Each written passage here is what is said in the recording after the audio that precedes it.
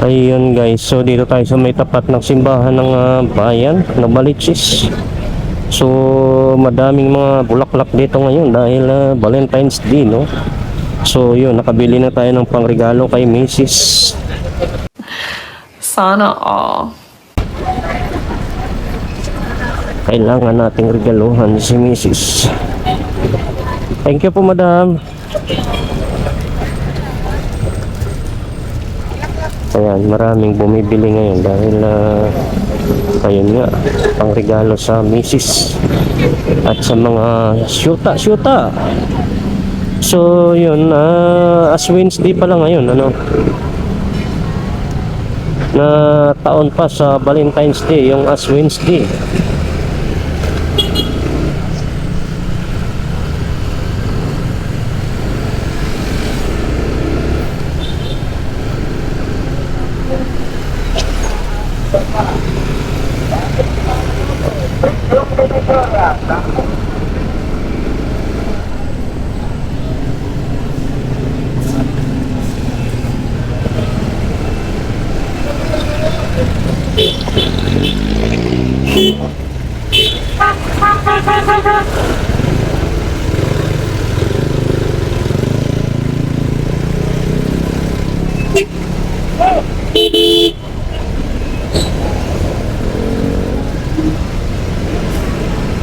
Papasok sa hotel ang sasakyan.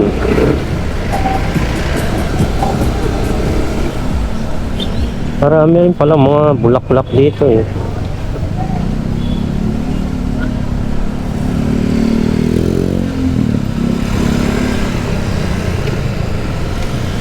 So bibili sana tayo ng ulam.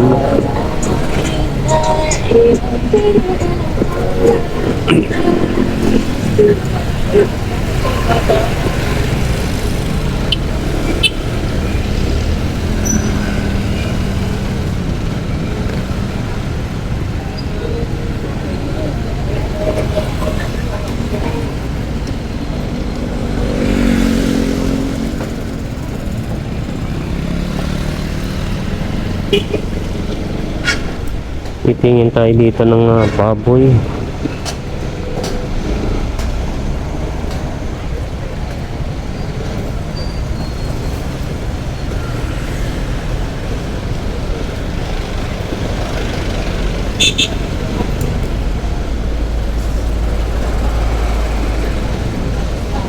Yeah.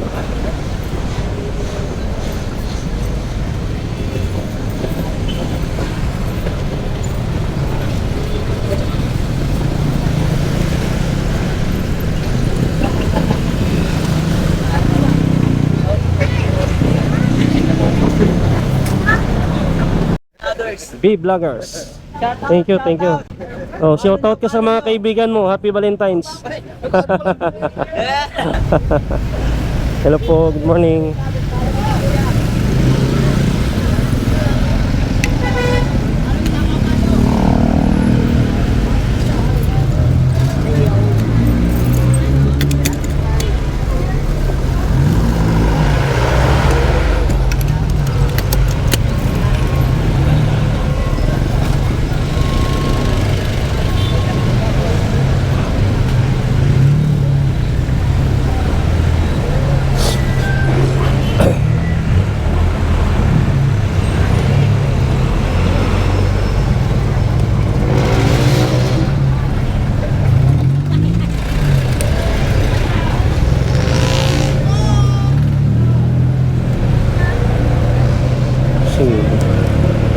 Bili muna tayo ng sili guys. Siling pula nga kuya. Ha? May pira oh. May pira. Sa likod mo may pira. 5 pisong sili ay 10 te. Sa 10 piso pula. Oo.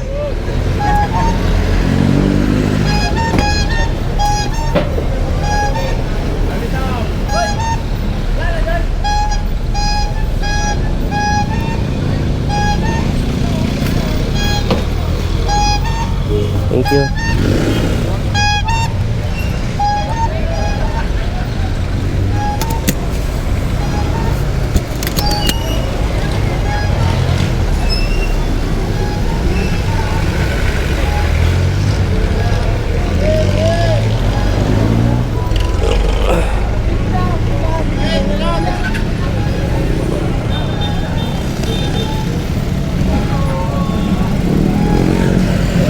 Ayun,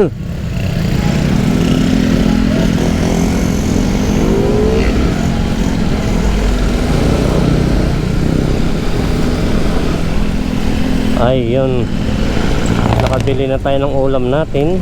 Nakabili na tayo ng pasalubong na ay na ano tawag nito, pangregalo sa kasal at pangregalo din sa misis. So yun, kompleto na ata. Tara, uwi na tayo guys. I'm going home.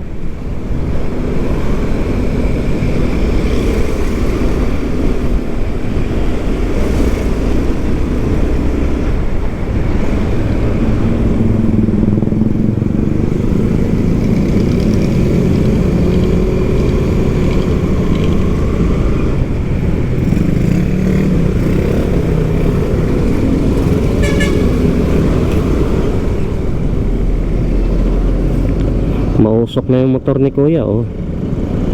Naging 2 stroke na yung kanyang motor na 4 stroke. Mahirap talaga yung motor guys na walang maintenance, kumbaga napapabayaan.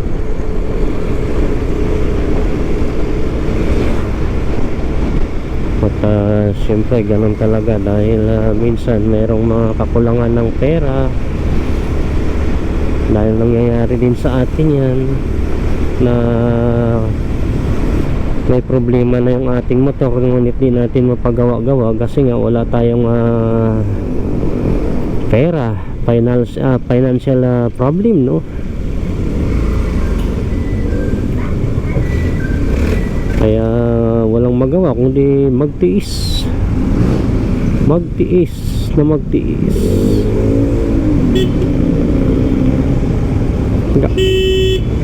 Gago po ito.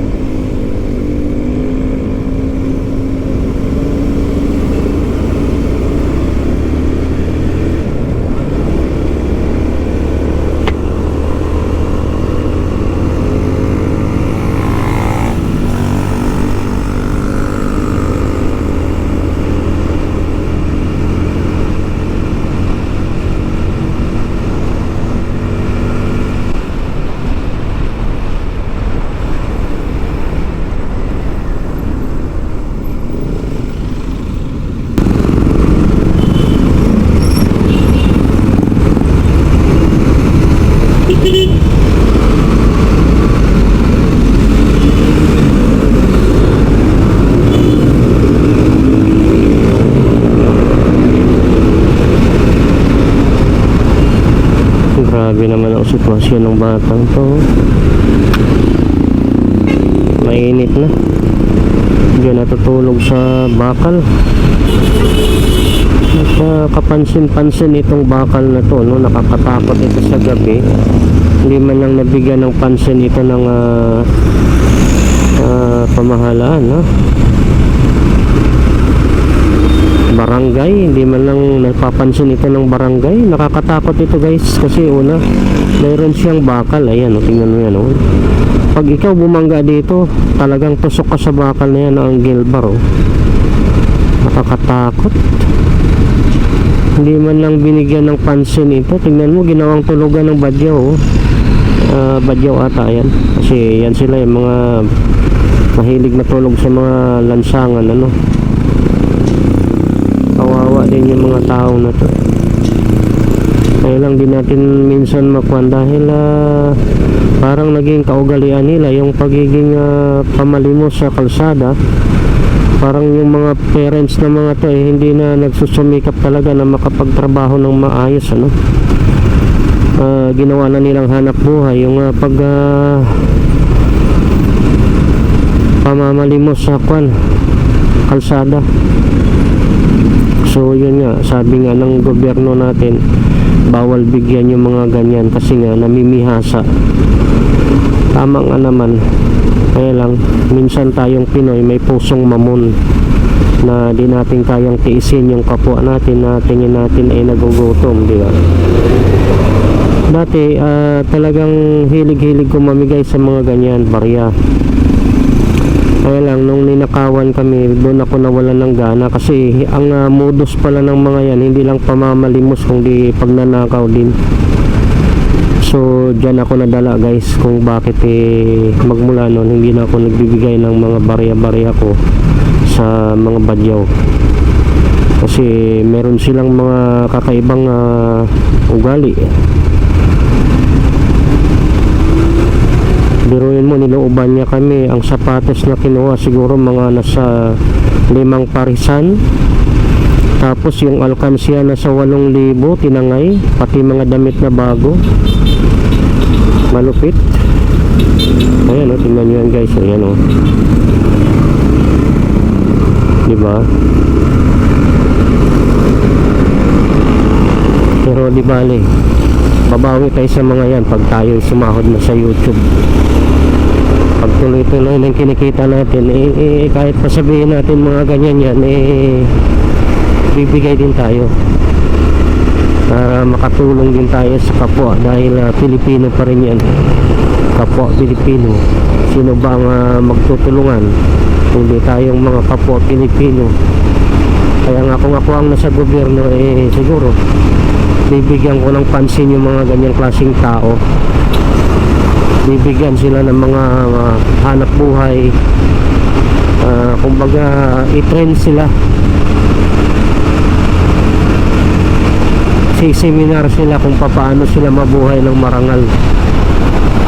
Hindi yung forever na lang silang ganyan sa kalsada, di ba? Kung ako na sa gobyerno guys, ganyan ang gagawin ko. Tatayo ako ng shelter na yung mga ganyang tao iahaw natin sa kahirapan. Bigyan natin sila ng mga trabaho na kaya nilang gawin, na kumita sila. Kasi yan yung nakakasira sa kapaligiran natin, yung mga ganyang mga tao na napapabayaan.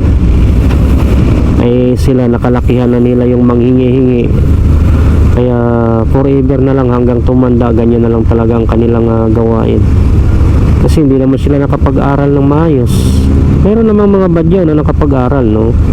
Pero naman talagang mga namamalimos na yan, talagang kumbaga wala na, hindi na nakakapasok sa school ever since nang sila ay pinanganak. Sila ay lumaki, tungtong ng 7 years old, 5 years old, 6 years old, di na talaga sila nakapag-aral ng kahit kinderman lang o daycare. So yun yung masaklap, kumbaga naging no read no write sila. Kaya wala nang ginawa kundi mamalimos na lang, kasi hindi rin sila pwedeng matanggap sa katrabaho. Kaya kung ako na sa gobyerno, ganun ang gagawin ko guys. Tatayo ako ng shelter na yung lahat ng mga palaboy na yan ay titrain. Turuan sila kung paano mabuhay ng marangal, no? Bigyan sila ng mga trabaho.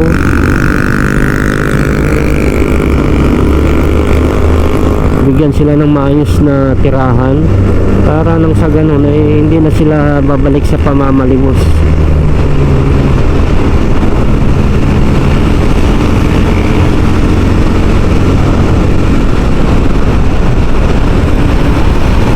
Tanghali na 8:33, no?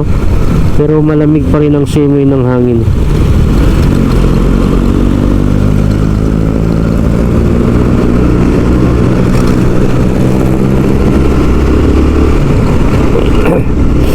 Kaya tayo sinisipon, inuubo.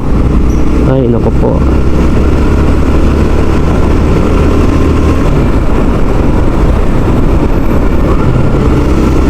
dahil sa klima.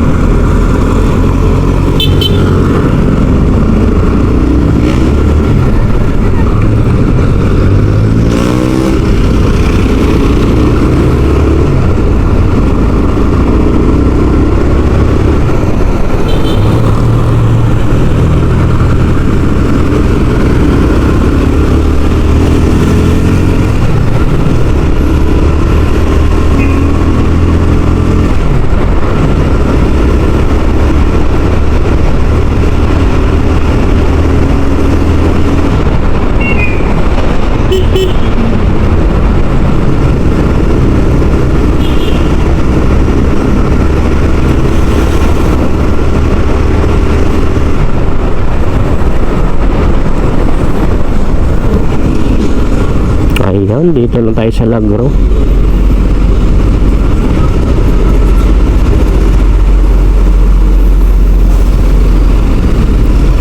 Grabe to, lalaki ng mga baka. 36 mm.